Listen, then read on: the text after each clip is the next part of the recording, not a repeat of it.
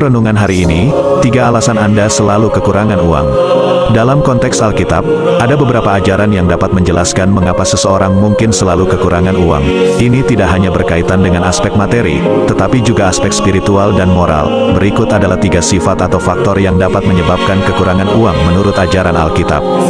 Pertama, ketamakan. Alkitab mengingatkan kita tentang bahaya ketamakan dalam banyak ayat. Salah satunya adalah 1 Timotius 6 ayat 10 yang menyatakan, karena akar segala kejahatan adalah cinta uang. Ketika seseorang terlalu tamak dan selalu ingin lebih banyak, ini bisa mengarah pada pengeluaran yang tidak bijaksana, hutang, dan kesulitan keuangan.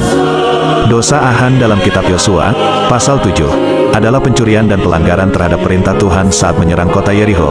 Meskipun Tuhan memerintahkan agar seluruh harta kota itu dikhususkan untuknya, haram, Achan mencuri barang-barang berharga dan menyembunyikannya. Setelah Israel mengalami kekalahan di Ai, dosa Achan terungkap, dan ia dan keluarganya dihukum mati sesuai perintah Tuhan, menjadi peringatan akan konsekuensi serius pelanggaran hukum Allah. Kedua, kurangnya kedisiplinan keuangan. Alkitab juga mengajarkan pentingnya bijaksana dalam mengelola keuangan kita. Ini termasuk membuat anggaran, menghindari utang yang tidak perlu, dan menyimpan untuk masa depan. Orang yang kurang disiplin dalam hal ini mungkin akan menghadapi kesulitan keuangan. Salah satu ayat dalam Alkitab yang mengajarkan prinsip disiplin keuangan adalah Amsal 21 ayat 20 berkata, "Di rumah orang bijak terdapat harta yang berlimpah, tetapi orang bodoh menghabiskannya."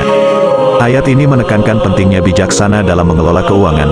Ini mengajarkan bahwa seseorang yang bijak secara finansial akan memiliki harta yang berlimpah karena mereka mengelola uang mereka dengan bijak dan tidak boros. Sebaliknya, orang yang tidak bijak dalam mengelola keuangan akan menghabiskan harta mereka dengan sia-sia. Ketiga, kurangnya berkat Tuhan. Dalam banyak tradisi agama Kristen, orang diajarkan untuk mencari berkat Tuhan melalui doa, iman, dan pengabdian. Jika seseorang tidak hidup sesuai dengan prinsip-prinsip iman dan moral yang diajarkan dalam Alkitab, ini bisa mengakibatkan kesulitan finansial karena kurangnya berkat dan dukungan ilahi.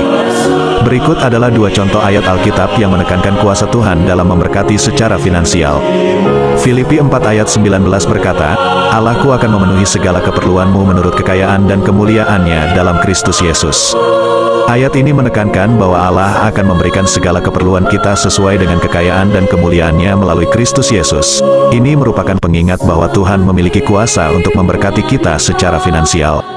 Maleakhi 3 ayat 10 berkata, "Bawalah seluruh persembahanmu ke dalam rumah perbendaharaan, supaya ada makanan di rumahku, ujilah aku dalam hal ini, firman Tuhan semesta alam, apakah aku tidak akan membukakan bagimu lubang langit dan mencurahkan berkat melimpah-limpah ke atasmu."